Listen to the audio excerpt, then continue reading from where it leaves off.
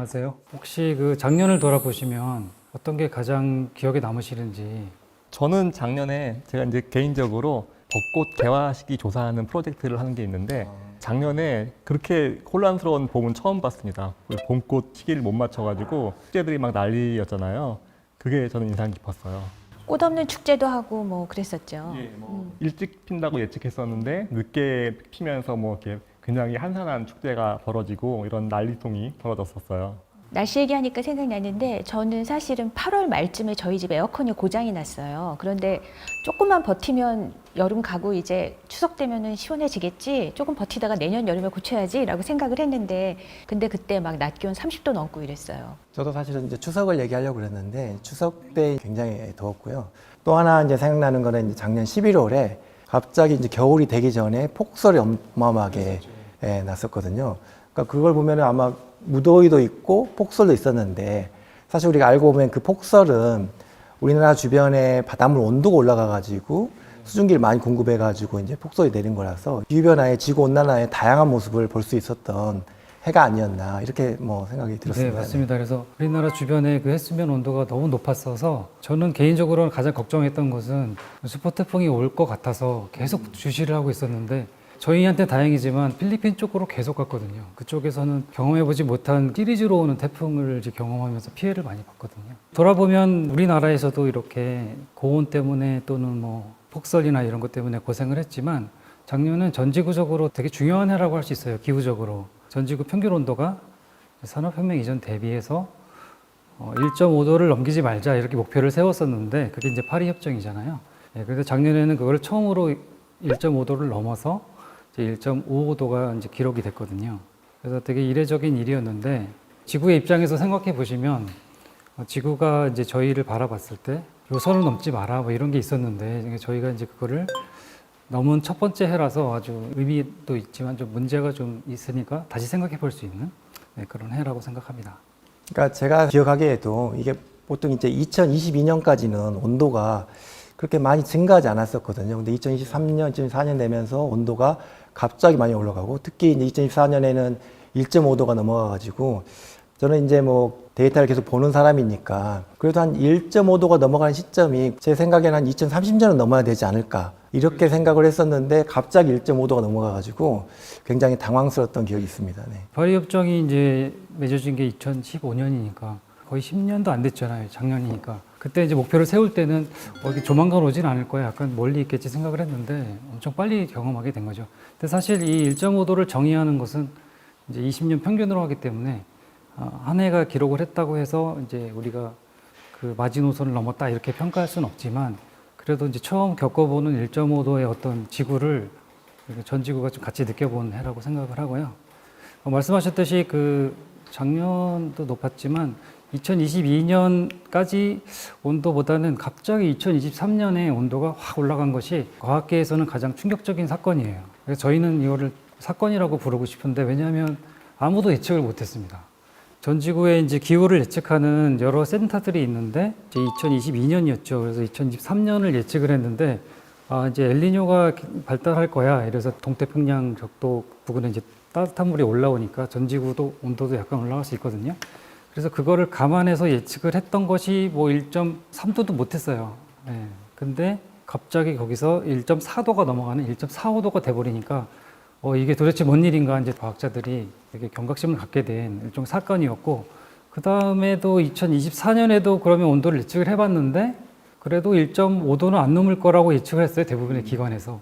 근데 이제 여전히 전지구적으로 뜨거우면서 1.55도를 기록하는 아주 이례적인 사건이라고 생각합니다. 그래서 2023년과 2024년은 정말 중요한 연구 대상이 이미 되어버렸고 많은 논문들이 벌써 나오고 있는데 그 원인을 정확하게 파악을 하는 것이 우리가 이제 앞으로 이 지구가 어떻게 갈 것인지 되게 중요한 어떤 이정표 같은 해라고 생각을 합니다. 근데 추세가 중요하다고 얘기를 하셨잖아요. 한 해 뭐 1.5도 넘은 게 아니라 그럼 2025년 올해는 어떨까요? 네, 저희가 이제 예측을 하기로는 작년보다는 이제 약간 내려갈 것이다 이렇게 예상을 하고 있는데 혹시나 더 올라가면 정말 이거는 과학자들이 뭔가 큰 것을 빠뜨리고 있다고 저는 이제 생각할 수 있는데 1.5도는 넘지 않고 그 밑으로 네, 내려갈 1.5도보다 것이라고. 이제 약간 밑에, 근데 1.4도는 넘을 것이다. 뭐 이 정도로 예측을 하고 있는 것 같아요. 이게 이제 엘니뇨가 끝나고 라니냐로 갔다가 지금 약간 중립 상태라서 바다가 이렇게 그냥 자연적으로 뜨거워지진 않아요. 약간 뜨거워졌다가 지금 돌아왔기 때문에 그 효과를 이제 빼니까 천천히 증가하는 전지구 온난화 그거를 감안하더라도 작년처럼 1.5도를 넘어가진 않을 것이다. 이렇게 예상을 하고 있는데요. 여기서 중요한 것은 이게 1.5도가 넘으려면은 그러면은 도대체 지구의 그 여러 지역에서 바다와 육지 이런 데서 어떤 일이 벌어져야 되는지 한번 생각을 해봤으면 좋겠습니다. 그래서 특히 이례적인 전지구 온난화라고 말씀드렸는데 아까 잠깐 우리 처음에 얘기 나왔던데 우리나라 근처도 되게 뜨거웠지만 바다가 전체적으로 다 뜨거웠어요. 그러니까 북대서양부터 시작해서 북태평양도 그렇고 이 남극해에 있는 넓은 지역들에서 아주 이례적인 고온이 발생했어요. 그게 시작점이 2023년이 됩니다. 그래서 이게 그러면 질문을 할 수 있는 거죠. 이게 진짜 우연히 그 모든 바다에서 우연히 그러면 다 뜨거워져가지고 이렇게 될 수가 있는가? 그래서 저는 그게 우연이 아니라고 이제 일단 생각이 들어서 이제 분석을 좀 해봤었는데 아무튼 그렇게 뜨거워지면서 또 하나 나타난 기록적인 사건이 남극에 이제 해빙이 있잖아요. 남극 대륙을 둘러싸고 있는 해빙들이 있는데 최근에까지 이렇게 뚜렷하게 감소하고 있지는 않았거든요. 오히려 약간 증가하면서 기후변화 이렇게 회의론자들의 공격 대상이 되긴 했는데 많은 연구들이 그걸 분석했을 때 아마 그냥 자연적인 변동성 안에 들어있다 이렇게 평가를 했었거든요. 근데 갑자기 2023년에는 남반구의 겨울은 북반구 여름인데 이제 9월, 11월 이때 값을 보면은 갑자기 이렇게 확 녹아버립니다. 그러니까 이게 상상할 수 없을 정도로 기존에 이제 기록이 이렇게 범위가 있잖아요. 이걸 완전 뛰어넘는 남극의 해빙이 완전히 감소하는 그런 사건이 벌어져가지고 제가 이제 북극 해빙을 주로 연구했었지만 저한테까지 이제 뭐 예를 들면 뭐 가디언지 있는 기자가 그때 이제 북극 해빙 때문에 인터뷰를 했었는데 저한테 이메일 급히 보내면서 너 이거 알고 있냐 그러면서 이제 남극의 해빙이 지금 아주 심각하게 녹았는데 그 원인이 뭐라고 생각하냐 이제 이런 이제 연락도 받았던 기억이 있거든요. 그러니까 이 바다가 뜨거워지면서 이 해빙까지 많이 녹이는 이런 또 이례적인 해였던 것 같습니다. 2023년은. 그 남극의 해빙이 이제 갑자기 최근 들어 줄어들기 시작했는데 이제 남극의 빙하도 갑자기 녹기 시작했고 그래서 이제 해수면 상승도 더 가파르기 시작하는 거고 근데 이제 아직까지 미스테리인 거는 여러 가지 연구진들이 왜 남극이 최근 들어서 갑자기 녹기 시작했을까? 물론 바다가 뜨거워졌기 때문이지만 왜 바다가 뜨거워졌는지 여기에 대해서 정확한 지금 답을 지금 못 주고 있는 상태인 거죠. 맞습니다. 그래서 이게 자연적으로 뜨거워진 건지 어떤 강제력에 의해서 인간 활동이라든지 아니면 뭐 다른 활동에 의해서 생긴 건지 이거를 정확히 지금 판별해내는 것이 엄청 중요하거든요. 그 중에 하나 생각해 보실 게 이제 엘니뇨라고 생각하는데 저희가 이제 엘니뇨가 2023년에 발달을 시작해서 피크를 찍고 2024년까지 영향을 줬는데 그 전에는 신기하게 이제 라니냐 해가 연속적으로 지속이 됐어요. 2020년부터 3년 동안 연속 라니냐가 이제 생기면서 그걸 이제 트리플 딥 라니냐라고 하거든요. 그래서 혹시 이 현상이 3년 동안 좀 차가운 바닷물이 이렇게 위로 올라와 있는 상태인데요. 동태평양에. 그 상태가 오래 지속되면은 이게 다른 해양에서 오히려 뜨거운 걸 일으킬 수 있을까요, 혹시? 다들 아시겠지만 엘니뇨하고 라니냐는 동태평양과 중태평양의 바닷물 온도가 올라가는 거거든요. 근데 이게 전체 그 글로벌 워밍이 중요한 게 엘니뇨가 발생한 후에 몇 개월 후에 이제 전지구 온도가 증가하는 경향이 있거든요. 그래서 보통 이제 전지구 온도가 최고점을 찍을 때는 엘니뇨 다음에가 왔습니다. 물론 2023년이 1등을 하고 다시 2024년에 다시 1등을 했지만 그 전에는 2016년이었거든요. 그 이유는 2015년, 16년에 슈퍼 엘니뇨가 발생한 후에 전지구 기온이 확 올라가가지고 1등을 했거든요. 그걸 이제 2023년에 깬 거고요. 근데 이제 2024년에 이제 이렇게 온난화가 진행된 거를 엘니뇨만으로 설명할 수 없는 게 물론 전지구적으로 온도가 올라가지만 엘니뇨가 되면은 오히려 온도가 떨어지는 지역이 있습니다. 그게 북태평양의 지역이거든요. 근데 작년 해수면 온도를 보면은 우리나라 동해를 비롯해서 일본 동쪽에 있는 북태평양 지역의 해수면 온도가 제일 높았거든요. 그 말은 작년의 온난화가 엘니뇨뿐만 아니라 뭔가 다른 거가 영향을 주었다. 이렇게 우리가 이야기할 수 있는 거죠.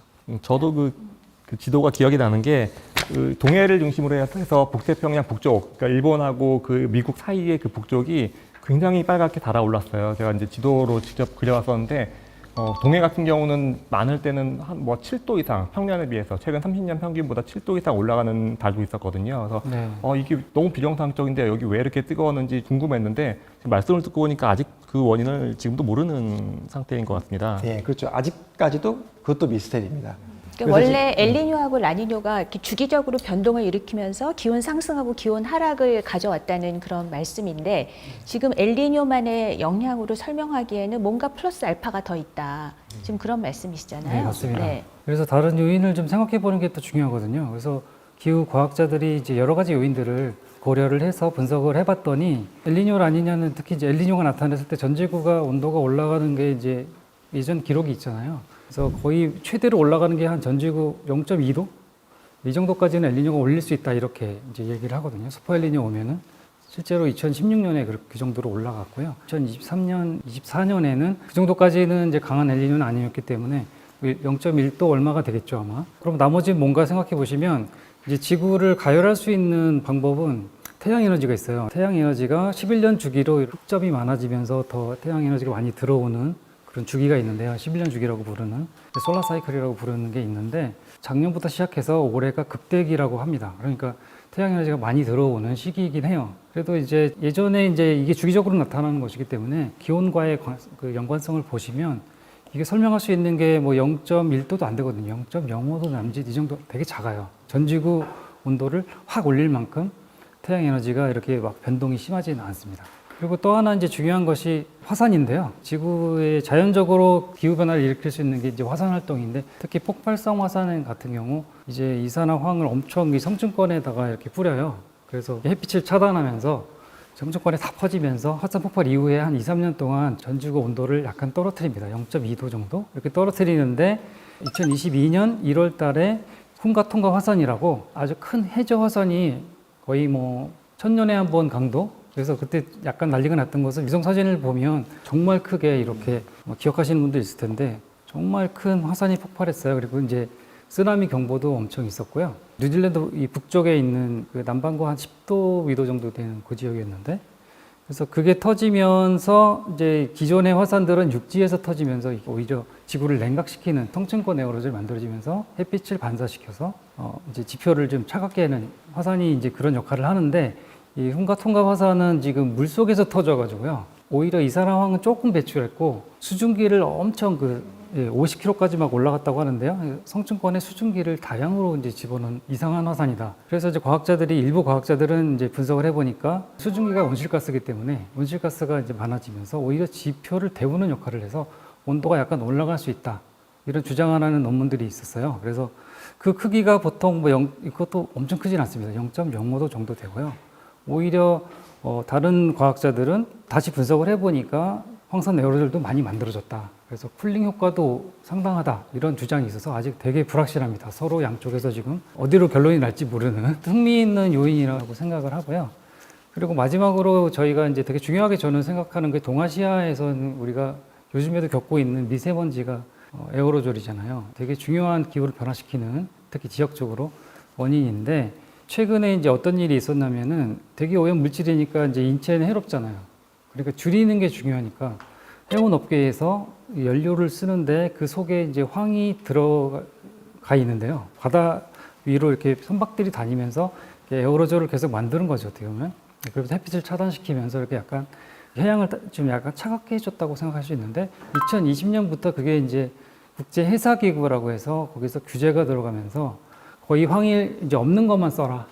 황산화물이 없는 거를 이제 쓰게 돼 있어 그때 이후로 이제 에어로졸이 줄어들면서 햇빛이 더 반사가 돼야 되는데 이제 더 들어오게 되잖아요. 그거에 영향이 되게 중요하다는 논문들이 최근에 많이 나오고 있어요. 그래서 그게 도대체 얼마나 영향을 줬는지는 아직 명확하지 않지만 최근에 봤을 때는 이제 되게 중요한 요인이지 않을까. 왜냐하면 주로 우리가 생각해 보시면 북반구 중위도는 배가 많이 다니거든요. 선박들이 많이 다니는 경로거든요. 북대서양도 그렇고 북태평양도 그렇고 이 중위도에서의 그 바다가 엄청 뜨거운 것은 아마도 관련이 있지 않을까. 그리고 이제 연관해서 이 에어로졸이 결국에는 육지에서 많이 배출되잖아요. 특히 중국이나 인도나 이런 데서 근데 중국도 지금 이제 건강 문제로 인해서 에어로졸을 많이 감축하고 있고 앞으로는 더 감축하려고 하고 있거든요. 그래서 중국이 갑자기 이 에어로졸 배출을 확 줄이면 그 영향은 우리가 아마 직격탄을 맞을 거예요. 그래서 한국은 엄청 뜨거워질 확률이 높고 아마 그 주변의 해양도 더 뜨거워질 것 같기도 하고요. 그래서 이 에어로졸이 우리가 미세먼지는 약간 기후변화랑 관계없다 이렇게 생각하시는 분들이 많은데 오히려 이게 줄어들면서 지역적인 온난화를 더 크게 알 수 있는 이런 요인이 됩니다. 근데 선생님 그 미세먼지 같은 에어로졸이 꼭 그 기온을 떨어뜨리는 효과만 있나요? 기온을 상승시키는 효과가 있다는 얘기도 제가 어디서 들은 것 같아서 에어로졸의 종류에 따라서. 이제 보통 이제 에어로졸은 이제 우리가 에어로졸 말하는 날에 세상이 다 뿌옇잖아요. 그 말은 이제 태양 에너지를 반사시키거나 산란시키기 때문에 뿌연 건데 그 중에 이제 껌댕이라고 그래가지고 이제 블랙카본이라고 그래가지고 검은색들이 있어요. 검은색이라는 얘기는 태양 에너지를 다 흡수한다는 얘기거든요.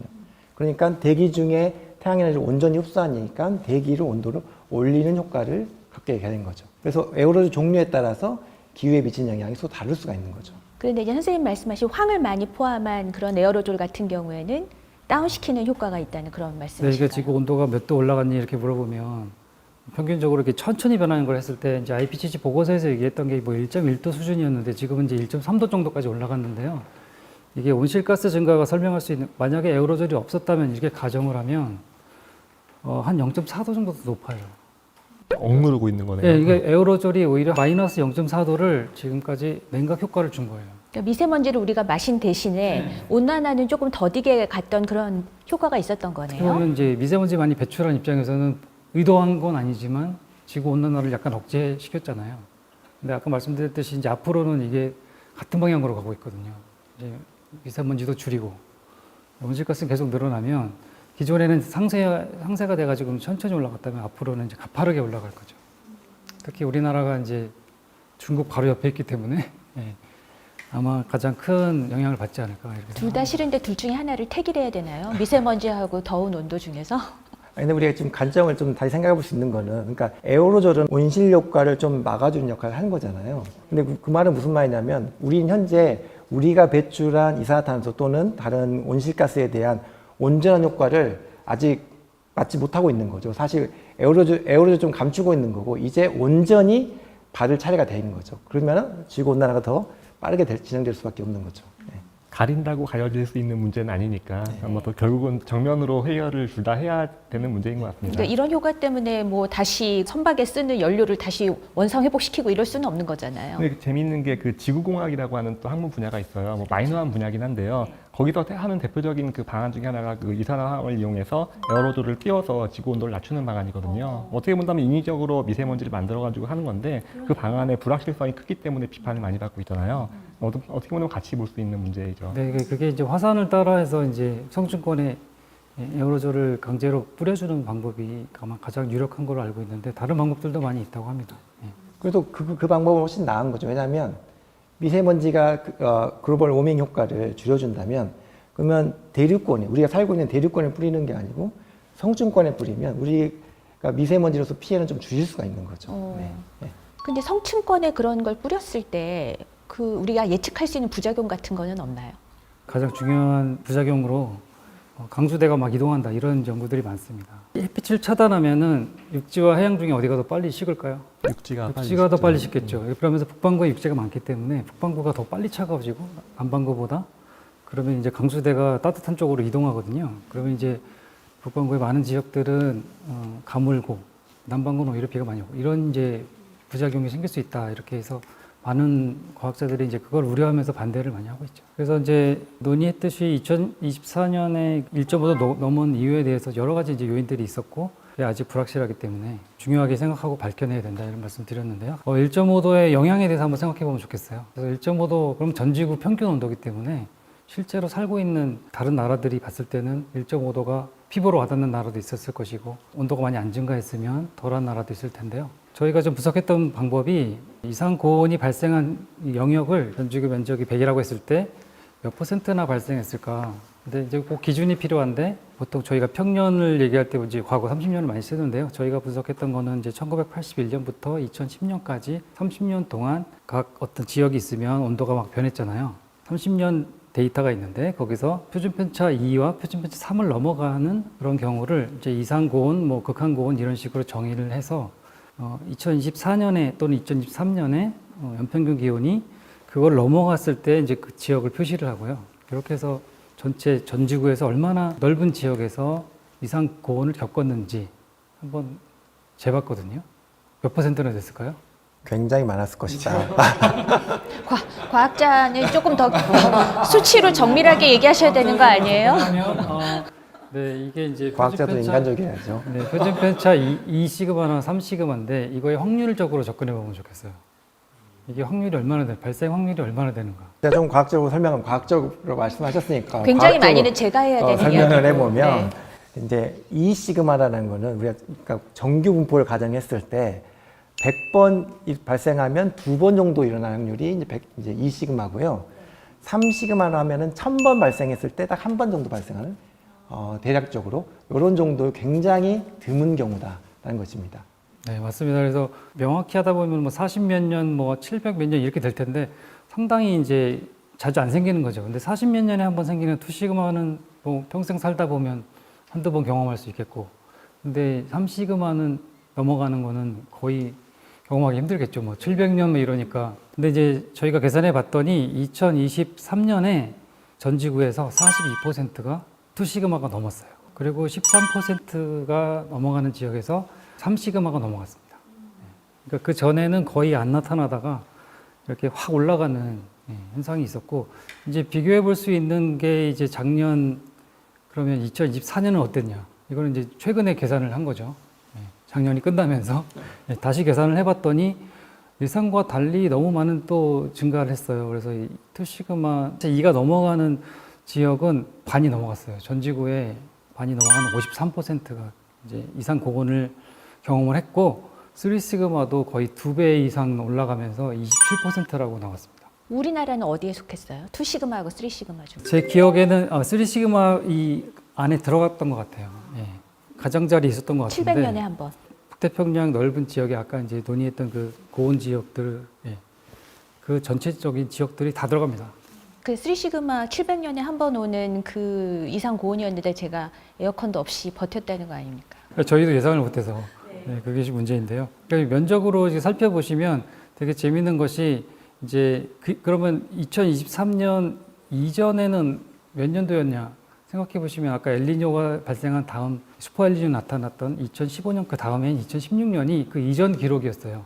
그 이전에 지구 평균 온도가 제일 높았고, 그때 면적을 계산해 보면 이제 얼마나 갑작스러운 증가인지 알 수 있는데, 그때가 지금 32%예요. 그러니까 그 전에 2016년에 32였다가 그게 최고 기록이었는데 2023년에 40 넘어가고 작년에는 이제 50이 넘어가는 그런 갑작스러운 이제 증가가 있었다. 이렇게 볼 수 있는데요. 16년의 패턴을 보시면은 이제 엘니뇨가 영향을 주는 주로 태평양 서쪽이라든지 인도양 뭐 이렇게 열대지방 위주로 이렇게 이상 고온 발생 지역이 생겨요. 근데 저희가 아까 초반에 논의했듯이 2023년과 4년을 보시면 이 중위도에 있는 바다 넓은 지역들에서 다 이상 고온 지역들이, 극한 고온 지역들이 막 나타나는 걸 알 수 있습니다. 그 이야기는 결국엔 엘니뇨의 영향이 줄 수 있는 데는 되게 한계가 있고, 실제적으로 그 값을 이제 엘니뇨가 나타났을 때, 그리고 중립일 때 또는 라니냐가 생겼을 때, 이때 우리가 이 면적을 계산해 볼 수 있거든요. 이제 데이터를 모아서 엘니뇨가 생긴 해들을 모아서 라니냐가 생긴 해를 모아서 이렇게 선을 그어가지고, 그럼 실제로 엘니뇨가 2023년 같은 엘니뇨가 생기면은 엘니뇨가 없을 때에 비해서 전 지구의 그 고온 영역을 몇 %나 증가시킬 수 있는가를 계산해 봤습니다. 이거는 몇 %일 것 같습니까? 아까보다는 낮았을 것 같아요. 그렇죠. 그래서 엘니뇨가 설명할 수 있는 그 면적은 4% 내외로 지금 나왔어요. 아, 4%. 네, 되게 작아요. 그러니까 뭐 30%였다, 천천히 변하는 게 30%였다, 그러면 엘니뇨가 생기면 34%, 그러니까 그 지역만 조금 더 넓어지는 그 정도로 나왔는데요. 그 이야기는 결국에는 작년이나 뭐 재작년을 돌아보시면 42%나 53%에서 엘니뇨가 설명하는 거는 되게 작다는 거죠. 그럼 나머지는 다 그러면 지구 온난화일까요?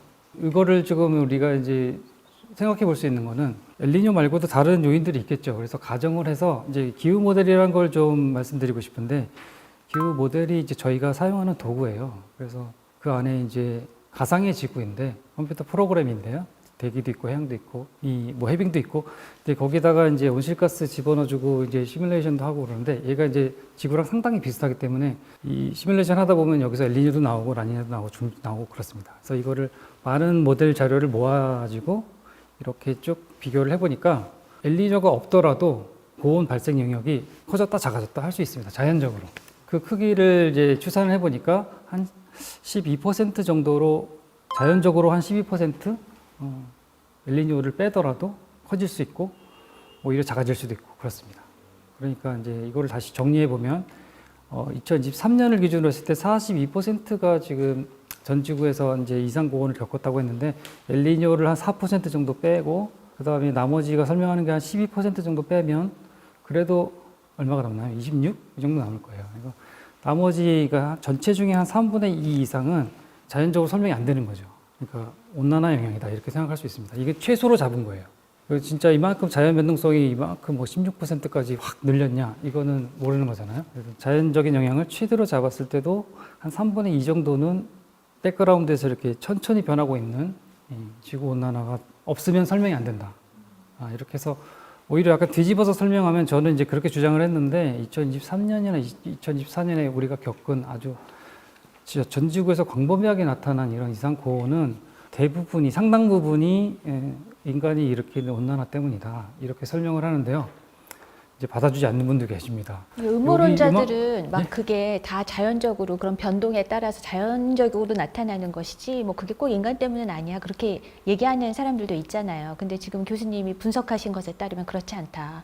예, 3분의 2 예. 해당되는 만큼은 다 인간 탓이다. 그런 그렇게 말씀이시잖아요. 이제 분석을 했고 또 하나 이제 이 기후 모델이 되게 유용한 것은 아까 말씀드렸듯이 저희가 자유롭게 수렴을 할 수 있는데 가상의 지구니까 온실가스만 증가시킬 수도 있고요. 그러니까 인간 활동을 포함한 실험과 인간 활동이 없는 인간이 없는 이제 상태의 지구 기후도 시뮬레이션 할 수 있는데 그 두 가지를 이렇게 비교해 보면은 그러니까 인간이 없을 때는 화산은 폭발하고 태양 에너지는 또 관측대로 변하는 걸 입력해 주는 거죠. 그렇게 했을 때 인간이 있을 때 없을 때 면적이 변하는 걸 비교해 보면 뚜렷하게 보입니다. 그러니까 인간 활동 집어넣어야지 특히 온실가스 증가를 집어 입력을 해야만 이렇게 관측처럼 이 이상 고온 영역이 이렇게 팽창하는 것이 재현이 됩니다. 그리고 우리 좀 더 간단히 생각해 보면 아까 3 시그마를 생각을 했을 때 1000번 발생해서 한 번 발생하는 거잖아요. 근데 그게 전 지구적으로 이렇게 광범위하게 발생할 수 있다는 거는 물론 우연히 1000분의 1 확률이 전 지구 곳곳에서 발생할 수도 있지만 그러기에는 굉장히 어렵다.